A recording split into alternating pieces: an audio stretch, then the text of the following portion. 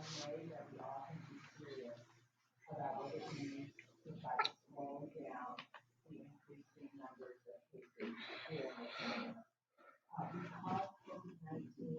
everyone, this is my first attempt to do a lesson with you guys. I did one for Algebra 2 this morning. It worked out pretty good. It was long. I'm learning how to get back and forth between the iPad that I'm going to be writing on here in a second, and then my computer and screencasting, and yeah, everything is learning and trying to do a decent job. But anyway, um, we're going to attempt to talk about Section 9-1. Please, before you watch the rest of this video, please read. Try to figure out what's going on with Section 9.1 before you see this video. This video is not going to be as good as me sitting in class explaining things. I'm going to do my best to do it. You guys don't have the opportunity to ask questions. This is going to be a little bit confusing. 9.1's not that hard, but there's a couple things in it that you definitely need to be aware of before I go through this. So read it, try to figure out what it means, and then watch this video. Okay? So we're going to start now, assuming that you've read 9.1.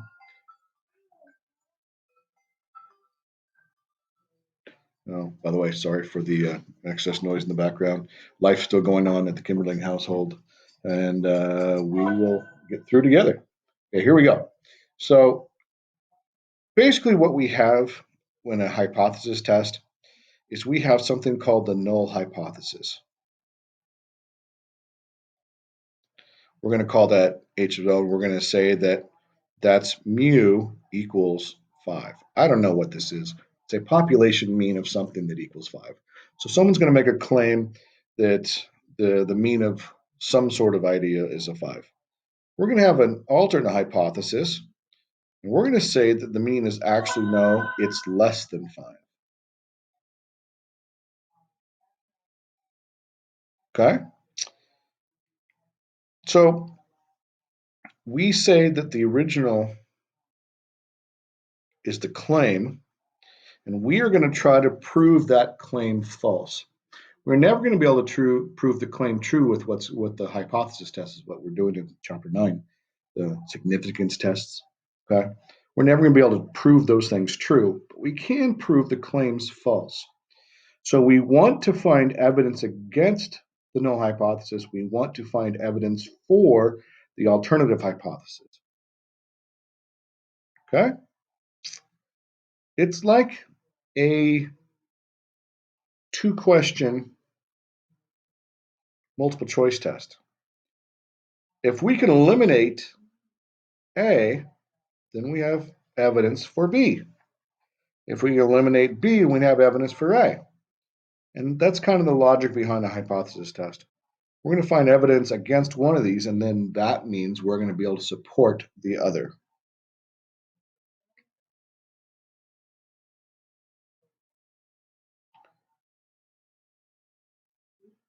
Now, this one is a one-sided test. Because when we go ahead and draw standard or the normal distribution, we're going to have mu here. We think, the alternative hypothesis, we think that our evidence is going to show that the true mean is really over here somewhere.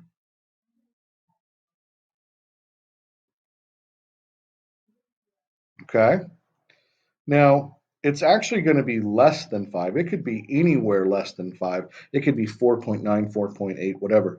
But we're going to figure out, we have to take a sample statistic, and our sample statistic might end up right in that red area.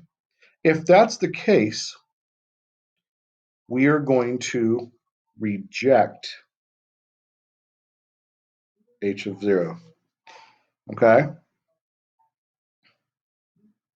That p-value,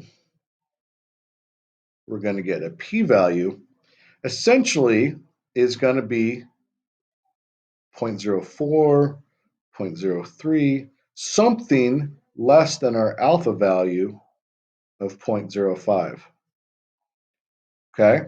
Now that would be 2 standard deviations less than the mean. Remember, anything outside of 2 standard deviations pretty much tells you that it's weird, that it probably can't happen by chance alone. Okay? So basically, the idea is if we can run a sample statistic, run the p-value, figure out how often that p-value happens, and it happens less than 5% of the time, then we can pretty much assume that our original claim of mu equals 5 is wrong, because that means mu has got to be less than 5 if we're getting a sample statistic so low. For example, the sample statistic, if this standard deviation was 1, then that would put this at 4, this would put this at 3. If we get a sample statistic of anything less than 3, our p-value is going to be computed and it'll be less than 0.05. And so we would reject the null hypothesis. If, for example, we got an sample mean of 4.5, well, that's going to end us somewhere in this region. And that could happen by chance alone. So then our information would not be enough to reject the null hypothesis. And so our decision would be to fail to reject the null hypothesis. Okay? So there's two things. We're either going to support the null hypothesis or the alternate hypothesis and reject the null hypothesis. We're going to find evidence that mu actually is the population mean is actually less than 5, and that means that the null hypothesis mu equals 5 is wrong. Or we're not going to find enough evidence to do that, and we're going to fail to reject the null hypothesis.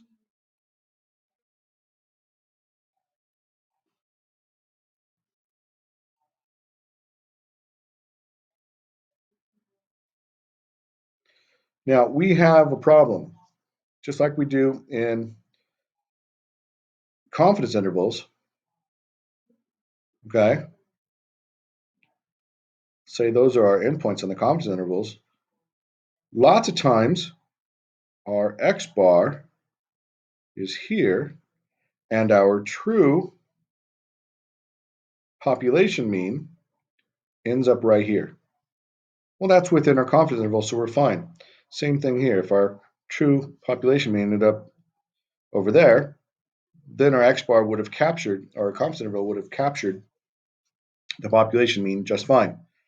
But what happens if the population mean is really out here, outside of our interval? Remember, our interval is from here to here. What happens if mu actually is outside there? Well, that's an error. Then our confidence interval didn't capture our true population mean. Well, those type of errors happen in the hypothesis test as well.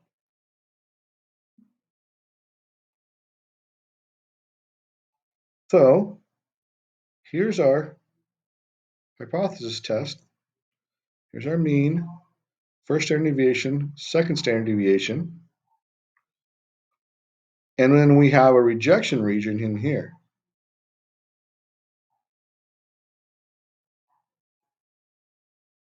If our p-value, our test statistic, ends up getting somewhere in there, then we would reject. The rejection region is that red region. And then the boundary of that rejection region is our alpha value. Okay?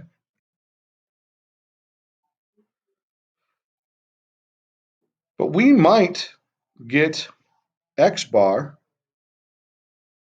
to be in there. Okay? So our p-value is in there, but it's not really the mu that's wrong. It's our x bar happened to be really, really low that time. And it's going to happen 5% of the time. So we would make the wrong decision on our reject or fail to reject. And that happens, and then it's explained on page 560. It's called a type 1 or a type 2 error. So now we have a box.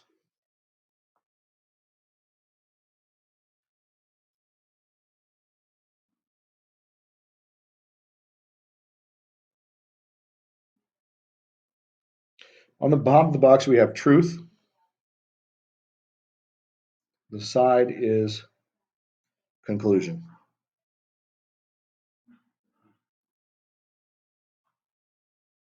Okay? So if we know, this is the actuality, this is if the null hypothesis is true, and this column is if the alternate hypothesis is true. This is nothing to do with our sample statistic. Just that's truth.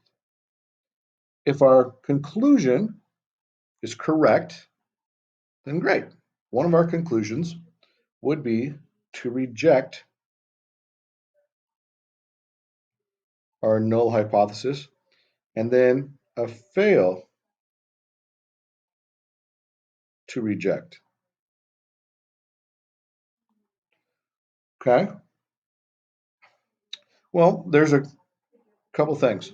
First thing, if the alternate hypothesis is true, then we would want to reject the null hypothesis. So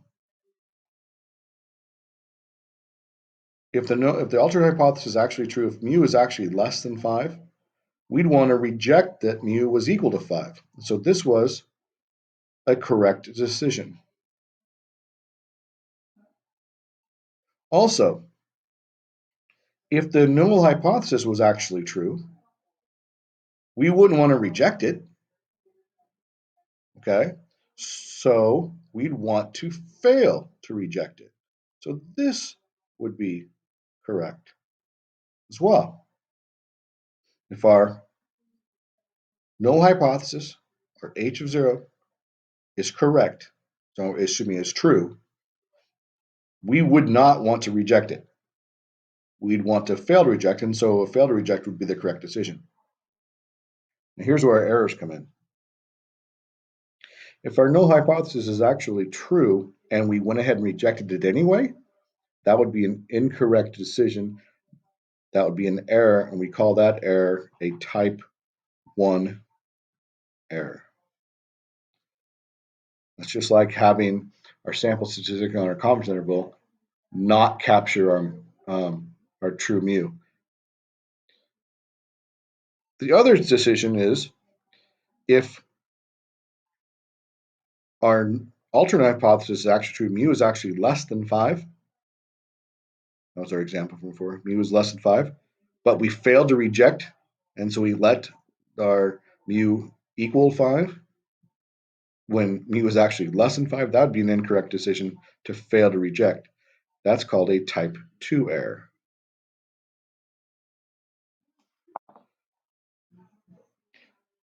Trying to get your head around this, it's going to take a little bit. It's going to take some time going through some examples. I'm going to try to figure out how to do this a little bit better. I don't think I could do an entire hypothesis test on my iPad here, so I'm thinking about maybe finding a way to hook up my DocCam and do it the next couple of videos with the DocCam. That would be another technological leap that I'm gonna have to figure out how to do. But anyway, I will try to do it, and we'll see what we can do. So anyway, for now, that is the basics, the absolute basics that happen in 9-1. Okay, read through it, watch the video again, um, know what a p-value is, know what a alpha value is, um, and know the different hypotheses, h of 0, h of a. Okay, and we'll go through every possible example in the next couple of lessons to make sure we can do hypothesis testing. So for now, that's it. Have a great day. See you soon.